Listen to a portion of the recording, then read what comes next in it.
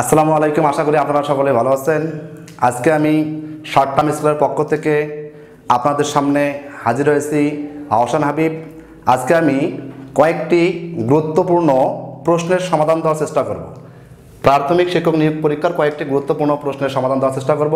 আমি হোয়াইট বোর্ডে যে প্রশ্নটি লিখেছি সেটি হচ্ছে পিতার বর্তমান বয়স পুত্রের বয়সের 3 গুণ।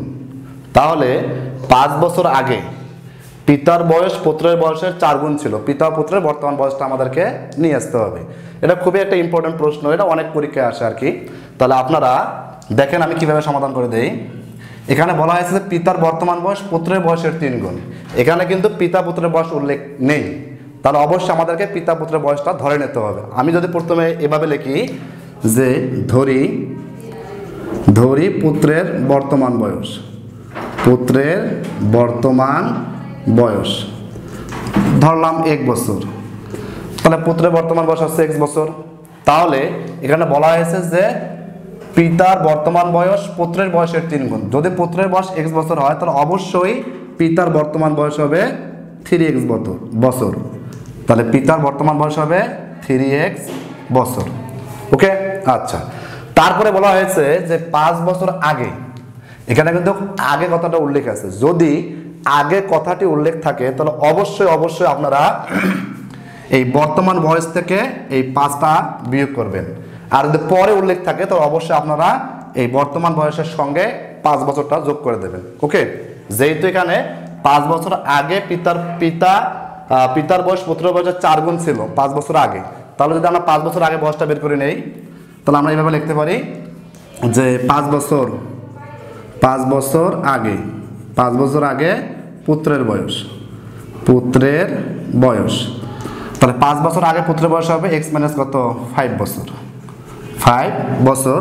আর 5 বছর আগে পিতার বয়স হবে 3x মাইনাস 5 কি বছর, যেহেতু পিতার বর্তমান বয়স হচ্ছে 3x বছর। তাহলে এখানে বলা হয়েছে যে 5 বছর আগে পিতার বয়স পুত্রের বয়সের 4 গুণ ছিল। তাহলে এর সাহায্যে কিন্তু আমরা সমীকরণ তৈরি করতে পারি, আর সমীকরণ তৈরি করলে অতি সহজে কিন্তু আমরা x এর মানটা বের করতে পারবো। আচ্ছা, যদি আমরা সমীকরণ তৈরি করি, এখানে বলা হয়েছে যে 5 বছর আগে পিতার বয়স পুত্রের বয়সের 4 গুণ ছিল। এই পিতার বয়সটা পুত্রের বয়সে কয় গুণ ছিল? 4 গুণ ছিল। যদি আমরা সমীকরণ তৈরি করি তাহলে আপনারা লিখবেন যে অতএব x মাইনাস 5, এটা হচ্ছে 5 বছর আগে পুত্রের বয়স, আর 3x মাইনাস 5 এটি হচ্ছে 5 বছর আগে পিতার বয়স। আর যেহেতু বলা হয়েছে যে 5 বছর আগে পিতার বয়স পুত্রের বয়সের 4 গুণ ছিল, এটা এখনো কিন্তু আমাদের বাম পক্ষ ডান পক্ষ সমান হয়নি। যদি আমরা সমান করতে চাই তাহলে অবশ্যই এই পুত্রের বয়সের লগে 4টা আমাদের কি করে দিতে হবে? গুণ করে দিতে হবে। তাহলে কিন্তু এখন আমরা এই সমীকরণটা সমান পাবো, সমতা পেয়েছি। ওকে, আচ্ছা। তাহলে এখন আমরা চেষ্টা করব যে এখান থেকে x এর মানটা নিয়ে আসার জন্য। যদি আমরা x এর মানটা নিয়ে আসতে চাই তাহলে অবশ্যই কিন্তু আমরা এভাবে লিখতে পারি যে যদি আমরা গুণ করে দেই 4 এর লাগে গুণ করলে কত হবে? 4x মাইনাস 4 বছর কত 20 ইকুয়াল আমরা কত পাইলাম? 3x মাইনাস কত 5। তাহলে আমাদের পার্শ্ব পরিবর্তন করি, 4x minus 3x equal minus 5 আর প্লাস কত 20। তাহলে বা কত পাইলাম আমরা? x equal 15। তাহলে আমরা কিন্তু x এর মানটা পেয়েছি। অর্থাৎ আমরা বলতে পারি যে পুত্রের বর্তমান বয়স হবে 15 বছর, আর পিতার বর্তমান বয়স হবে যেহেতু 3x বছর, 3 ইন্টু কত 15, 3 15 45 বছর। তাহলে আপনারা লিখবেন যে পুত্রের বর্তমান বয়স হচ্ছে কত 15 বছর, আর পিতার বর্তমান বয়স হবে 15 ইন্টু 3 বছর, 3 15 45 বছর। তাহলে উত্তর হবে 15 কত 45। ওকে, তাহলে আপনারা এভাবে অতি সহজে এই প্রশ্নের সমাধানটা নিয়ে আসতে পারবেন। তাহলে আমাদের পরের প্রশ্নটি হচ্ছে 1 হতে 99 পর্যন্ত সংখ্যাগুলোর যোগফল কত? তাহলে 1 হতে 99 পর্যন্ত সংখ্যাগুলোর যোগফল নিয়ে আসতে হবে। এটা কিন্তু ক্যালকুলেটর সাহায্যে বের করতে গেলে অনেক সময় লাগবে। তাহলে আমরা শর্টকাট একটা নিয়ম আছে যে কিভাবে আমরা এই 1 হতে 99 বলা হয়েছে, অর্থাৎ এখানে কিন্তু 1 হতে 99, যেহেতু এখানে 1 হতে 99 সংখ্যাগুলোর যোগফল কত, তাহলে এখানে কিন্তু আমরা বলতে পারি যে 1 হতে 99 পর্যন্ত মোট 99টি কি আছে? পদ সংখ্যা আছে, যেহেতু এগুলো স্বাভাবিক সংখ্যা। ওকে, তাহলে যেহেতু 1 হতে 99 পর্যন্ত মোট 99টি কি রয়েছে? পদ সংখ্যা রয়েছে। তাহলে আমরা যদি পদ সংখ্যাকে ক ধরি অথবা x ধরি অথবা n ধরি, যেই ধরি না কেন, অতি সহজে কিন্তু একটি সূত্রের সাহায্যে আমরা সমাধান নিয়ে আসতে পারবো। যে কোনো স্বাভাবিক সংখ্যার সমষ্টি নির্ণয়ের সূত্র হচ্ছে n ইন্টু n প্লাস 1 ভাগ কত 2। ওকে, অথবা আমরা এটাকে এভাবে লিখতে পারি যে ক ইন্টু ক প্লাস 1 ভাগ কত 2। যে কোনো একটা সূত্রের সাহায্যে কিন্তু আমরা অতি সহজেই 1 হতে 99 বলুক আর 1 হতে 500 বলুক আর 1 হতে 1000 বলুক, অতি সহজে কিন্তু আমরা এই পদ সংখ্যাটা চিহ্নিত করে এখানে পদ সংখ্যায় অর্থাৎ n এর জায়গায় পদ সংখ্যাটা প্রয়োগ করে আমরা অতি সহজে কিন্তু এই সমষ্টি বা যোগফলটা নিয়ে আসতে পারবো।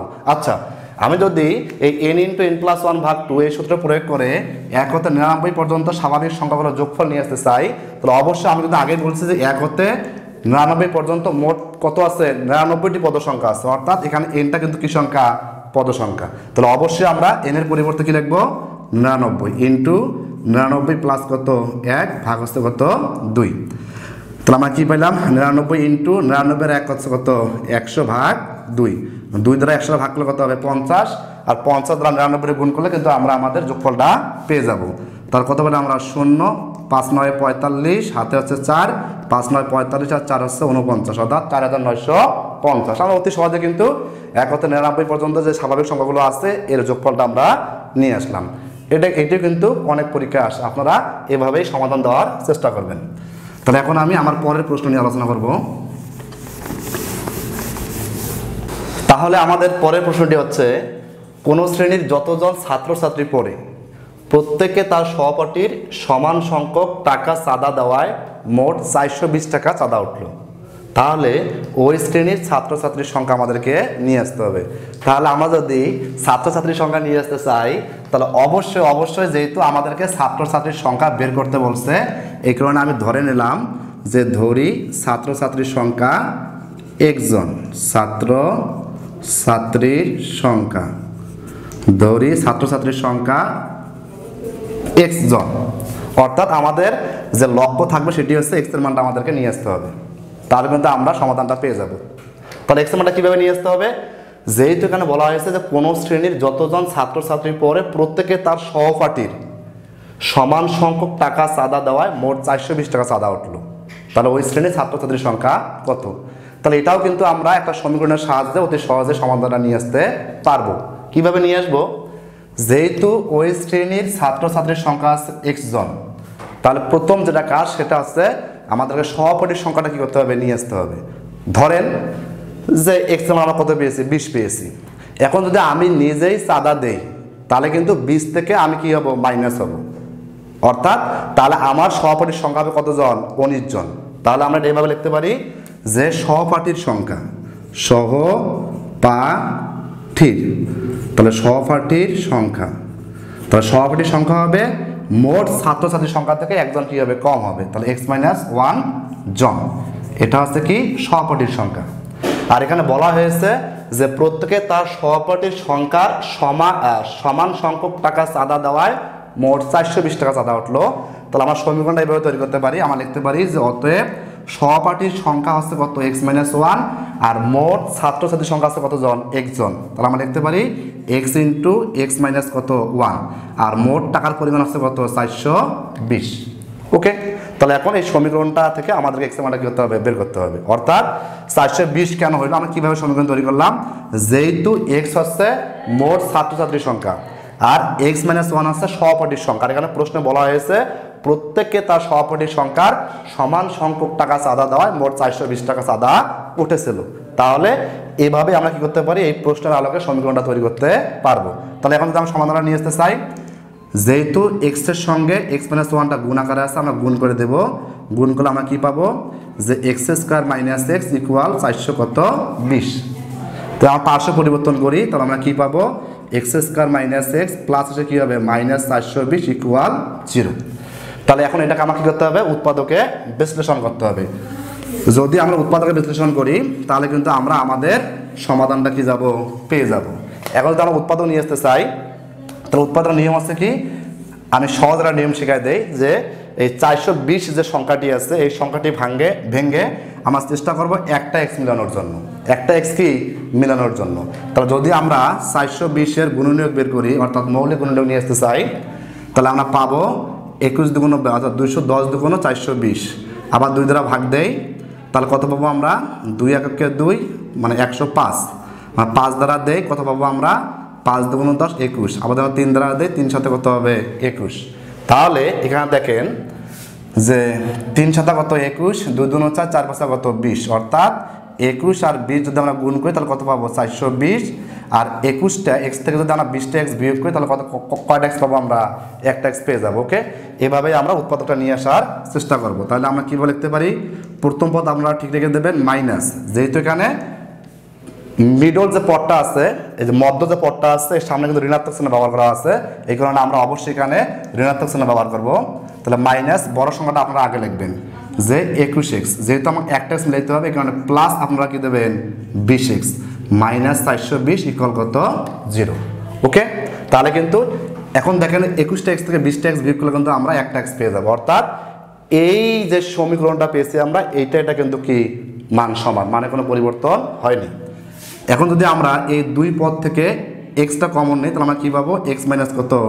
21, আর প্লাস এই দুই পদ যদি আমরা 20 কমন নেই কত পাবো? এক্স প্লাস মাইনাস কি মাইনাস 420টা 20 দ্বারা ভাগ করলে কত পাবেন আপনারা? 21 ইকুয়াল কত?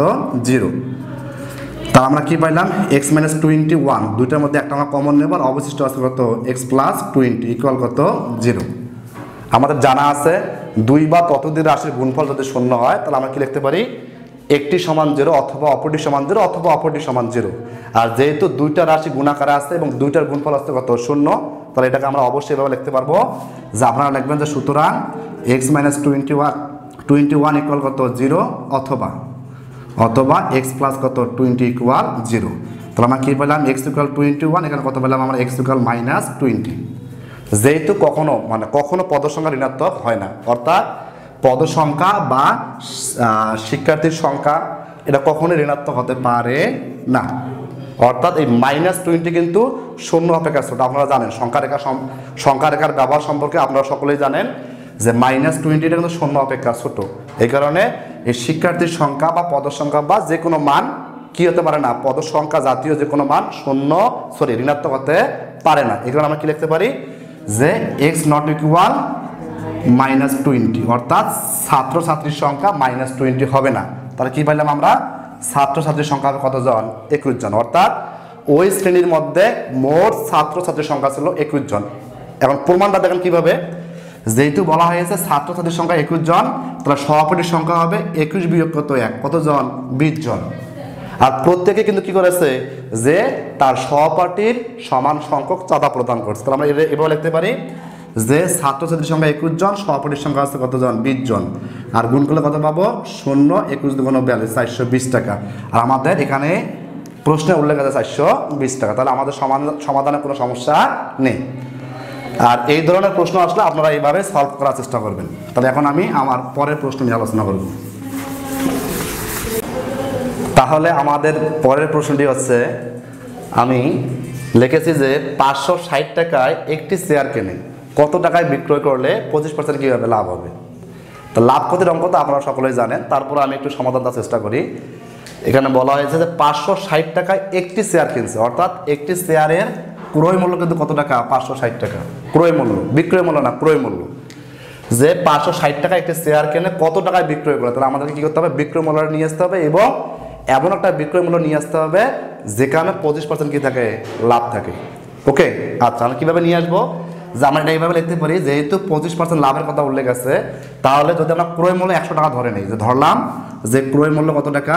100 টাকা। ক্রয় মূল্য 100 টাকা, তাহলে ক্রয় মূল্য 100 টাকা হলে 25% লাভে, 25% কি লাভে, তাহলে 25% লাভে বিক্রয় মূল্য কত হবে? যেহেতু লাভ হয়েছে তাহলে বিক্রয় মূল্য অবশ্যই কী হবে? বেশি হবে। তাহলে ক্রয় মূল্য 100 টাকা হলে 25% লাভে বিক্রয় মূল্য হবে 100 যোগ কত? 25 টাকা। তাহলে বা কত টাকা? 125 টাকা। তাহলে 25% লাভে ক্রয় মূল্য 100 টাকা হলে বিক্রয় মূল্য কত টাকা? 100 প্লাস 25, 125 টাকা। তাহলে আমরা কিন্তু আমাদের বিক্রয় মূল্যটা পেয়েছি 100 টাকা ক্রয় মূল্য ধরে। আর এখানে কিন্তু ক্রয় মূল্যটা আগে দেওয়া আছে, বিক্রয় মূল্যটা আমাদেরকে নিয়ে আসতে হবে। এই কারণে আমরা ক্রয় মূল্যটা আগে ব্যবহার করবো, বিক্রয় মূল্যটা কি করব? পরে ব্যবহার করবো। ওকে, আচ্ছা তাহলে আপনারা লিখবেন যে এখন ক্রয় মূল্য 100 টাকা হলে, ক্রয় মূল্য যদি কত টাকা হয়? 100 টাকা হয়, তাহলে বিক্রয় মূল্য কত হবে? তাহলে বিক্রয় মূল্য হবে 100 কত টাকা, 25 টাকা।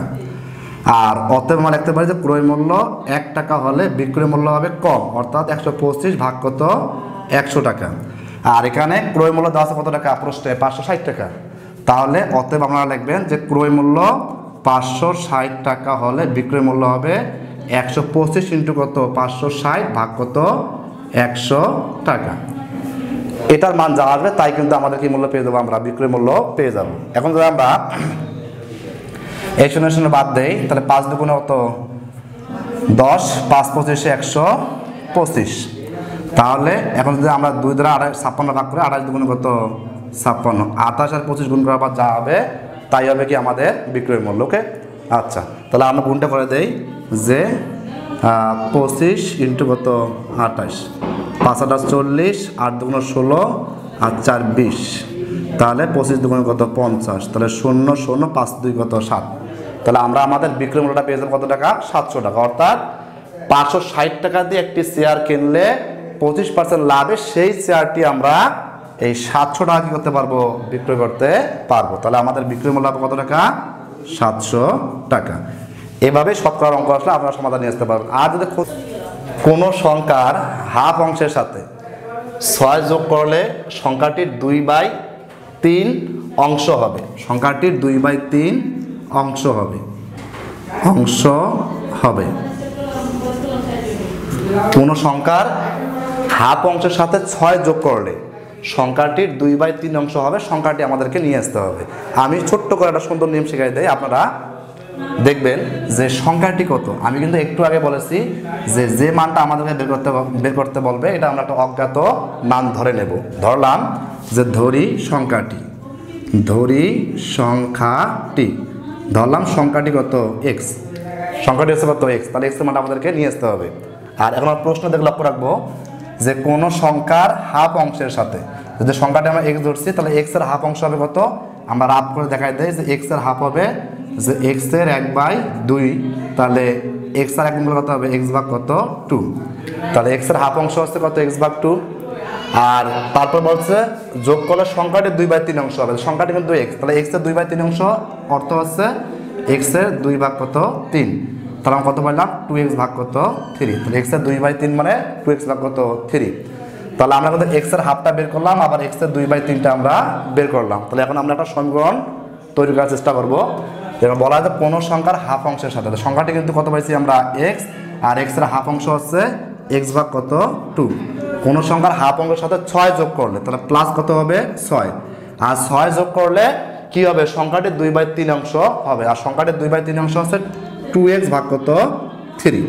তাহলে কিন্তু আমরা সমীকরণ তৈরি করলাম, অর্থাৎ বাম পক্ষে এবং ডান পক্ষের মানটা আমরা সমান করলাম। তাহলে এখন এই সমীকরণের সাহায্যে আমাদের কি করতে হবে, x এর মানটা নিয়ে আসতে হবে। তাহলে আমরা x মানটা কীভাবে নিয়ে আসবো, যে দুটা ভগ্নাংশ আকারে আছে আমরা লসাগু করি। তাহলে লসাগু হচ্ছে কত, 2, আর 2 দিয়ে ভাগ করলে 1, x লক্ষে x প্লাস 6 দুগুণ কত হবে, 12 ইকুয়াল কত বলে আমরা 2x ভাগ কত, 3। যদি আমরা আর গুণ করে দেই তাহলে 3x কত হবে, 3x প্লাস আমরা কত পাবো, 3 12 গুণ করলে কত হবে, 36 ইকুয়াল 2 দুগুণে কত আমরা পাবো, 4x। তাহলে আমরা কত পাইলাম, যে এখানে 3x